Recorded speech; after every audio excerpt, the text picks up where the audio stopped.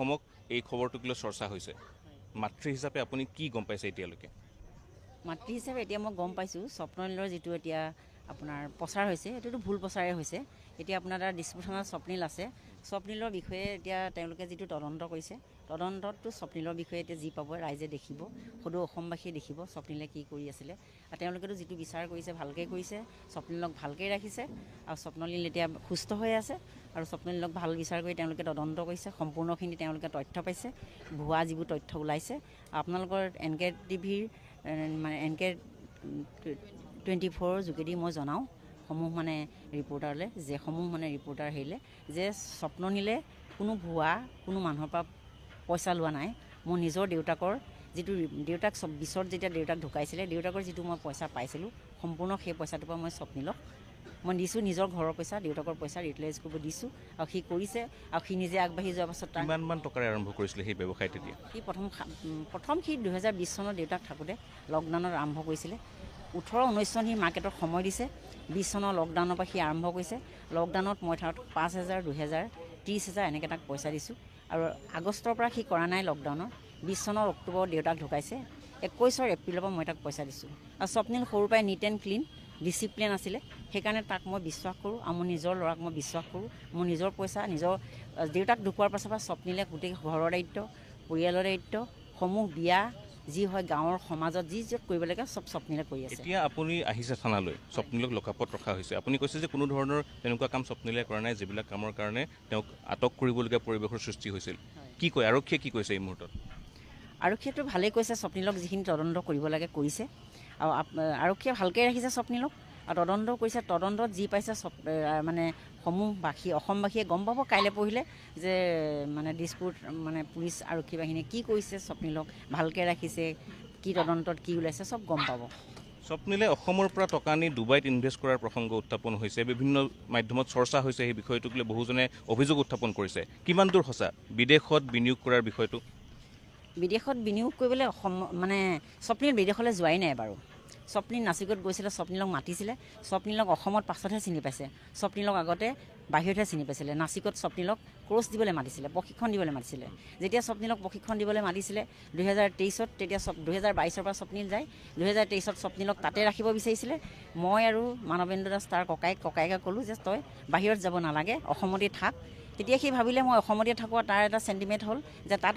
অসমৰ ৰাইজে অসমৰ ল'ৰাই ট্ৰেডিং কৰিব নাজানে বুলি কয় অসমৰ মানুহৰ একো হেৰি নাই বুলি কয় সেইটো কথাৰ কাৰণে সি চেণ্টিমেণ্ট হোৱাৰ কাৰণে সি ভাবিলে মই নিজেও ট্ৰেডিং কৰিম অসমতে মই থাকোঁ আৰু মই নিজৰ পৰিয়ালটো লগতে মোৰ ঘৰখন আৰু বাকী মই গোটেই অসমবাসীক মই এইটো কওঁ যে ট্ৰেডিং কৰিব লাগে ট্ৰেডিংটো গেমলিং নহয় আৰু ট্ৰেডিং কৰিলে কি হয় কি নহয় সেইকাৰণে সি মানে কোৰ্চো দিছিলে অনলাইন কোৰ্চ চবেই বিচাৰিছিলে আৰু সেইমতে সি দিছিলে আৰু অনলাইন কোৰ্চত সি ভাল মেছেজেছ চবকে পঠাইছিলে প্ৰথমতেই কি কৰিব লাগে কি নকৰিব লাগে সকলোখিনি সি মানে কৈছিলে তেন্তে তেওঁক যে ইয়াত এতিয়া ৰখা হৈছে কি ভাবে কিবা ষড়যন্ত্ৰ থাকিব পাৰে কিহৰ কাৰণে এই গোটেই এই পৰিৱেশটোৰ সৃষ্টি কৰা হ'ল যে তেওঁক গ্ৰেপ্তাৰ কৰিবলগীয়া হওক বা লকআপত আনি ৰাখিবলগীয়া হওক আপুনি কোৱা মতে তেওঁতো ভুল কাম একো কৰা নাই কিবা চক্ৰান্ত থাকিব পাৰে ষড়যন্ত্ৰ থাকিব পাৰে কি ভাবে আপুনি চক্ৰান্ত ষড়যন্ত্ৰ বুলি মই এতিয়াও ক'ব নোৱাৰোঁ কাৰণ মইতো ধৰিব পৰা নাই এতিয়ালৈকে কিহৰ কাৰণে ধৰি আনিছে কিন্তু মই এটাই জানো যে অসমত এতিয়া ট্ৰেডিঙৰ এটা ঢৌ হৈছে সেই ঢৌটোৰ লগতে মানে স্বপ্নীলকো সেই ঢৌটোৰ এজন বুলি ধৰি লৈছে সেইকাৰণে এতিয়া স্বপ্নীলক সম্পূৰ্ণখিনি এনকুৱাৰী চলি আছে আৰু সকলোখিনি এনকুৱাৰীত স্বপ্নীলক ক্ৰাইম ব্ৰাঞ্চ বা ভিজিলেঞ্চলৈকে চাইছে স্বপ্নীলৰ একো এতিয়ালৈকে তদন্ত পোৱা নাই অগাধ সম্পত্তি স্বপ্নীলে গঢ়িছে বুলি এটা প্ৰসংগ উত্থাপন হৈছে দামী দামী গাড়ীত ঘূৰে দামী দামী টি চাৰ্ট পিন্ধে 2.5 লাখ টকীয়া টি চাৰ্টৰ ফটো ওলাইছে সেই কথাবিলাকক লৈ কি ক'ব স্বপ্নীলে সৰুৰ পৰাই স্বপ্নীল চখিন সৰুৰ পৰাই স্বপ্নীলে ভাল চাৰ্ট পিন্ধে ভাল কাপোৰ পিন্ধে এতিয়া সি নিজে ইনকম কৰিছে সেইকাৰণে সি ভাল চাৰ্ট ভাল কাপোৰ পিন্ধিছে সি সম্পূৰ্ণ চৰকাৰক যিটো GST টেক্স দিব লাগে টেক্স দিয়াৰ পাছত সি গাড়ী কিনিছে 2023ত টেক্স মানে 21ৰ পৰা সি ট্ৰেডিং কৰিছে 2023ৰ আগষ্টত সি মাৰ্চিডিজ কিনিছে আৰু 2024ত সি এখন ডুকাটি কিনিছে সেইখন সি তাৰ সপোন আছিলে ড্ৰিম আছিলে যে মই এদিন নহয় এদিন এখন গাড়ী কিনিম ট্ৰেডিং দৰকাৰ হ'লে মই গ্লাছত সজাই থ'ম সেইটো কাৰণে সি ডুকাটিখন কিনিছে আৰু সি কেছ পইচা দি ডুকাটিখন কিনিছে আৰু ডিফেণ্ডাৰখন কিনিছে লোন লৈ কিনিছে কিমানখন গাড়ী আছে স্বপ্নীলৰ গাড়ী 2খন মাৰ্চিডিজ এখন ডিফেণ্ডাৰ এখন আৰু ডুকাটিখন আৰু সম্পত্তি বহু জেগাত গঢ়িছে বুলি বিভিন্ন মাধ্যমত চৰ্চা হৈছে যে বহু জেগাত সম্পত্তি কৰিছে মাটি কিনিছে ঘৰ কিনিছে সেই কথাবিলাক কিমান দূৰ সঁচা কিমানমান টকা আছে মানে বহুত টকা বুলি কয় স্বপ্নীলৰ হাতত বহু লোকক প্ৰবঞ্চনা কৰিলে গতিকে বহুত টকাৰ এক সাম্ৰাজ্য গঢ়িছে কিমানমান টকা আছে বুলি ভাবে কি আপুনি কি গম পায় মই গম পোৱাত স্বপ্নিলক মই নিজৰ যিটো কেপিটেল দিছোঁ কাম কৰিবলৈ, নিজৰ কেপিটেলৰ যিটো গ্ৰ'থ হৈছে সেই গ্ৰ'থটোৰ মতে সি কাম কৰি আছে, সেইমতে কৰিছে। স্বপ্নিলৰ কোনো বেলেগৰ পইচা সি ইনভেষ্ট কৰা নাই, আৰু সি ক'তো সম্পত্তি পাহাৰো গঢ়া নাই। আৰু ঘৰ দেউতাকে বনাই থৈ যোৱা ঘৰটো সি এতিয়া মাত্ৰ ডিজাইনিং কৰি অলপ বেলেগ টাইপত বনাইছে। গুৱাহাটীত সি অফিচ বনাইছে, এইটো আপোনাৰ মানে ভাড়াৰে লৈছে অফিচ, আৰু আমি বেলতলাত এটা ভাড়া ঘৰতে আছোঁ। আমাৰ কোনো বেলেগ আমি অগাধ সম্পত্তি আমি এতিয়ালৈকে গঢ়া নাই, কাৰণ স্বপ্নিলে বহুত কষ্ট কৰিছে, কষ্ট কৰি সেইখিনি কাম কৰিছে। আৰু স্বপ্নিল নিজৰ স্কিল আছে কাৰণে স্বপ্নিল আগবাঢ়ি গৈছে বুলি বেলেগে কোনোবাই কিবা কথা ক'লে সেইটো মই মাক হিচাপে মই সেইটো হেৰি নকৰোঁ। আৰু স্বপ্নিলৰ ষ্টুডেণ্ট আছে, ষ্টুডেণ্টক সুধিব পাৰে স্বপ্নিলে কি কৰে কি নকৰে। একাউণ্টতো বহুত টকা থকাৰ কথা কয় বিভিন্নজনে।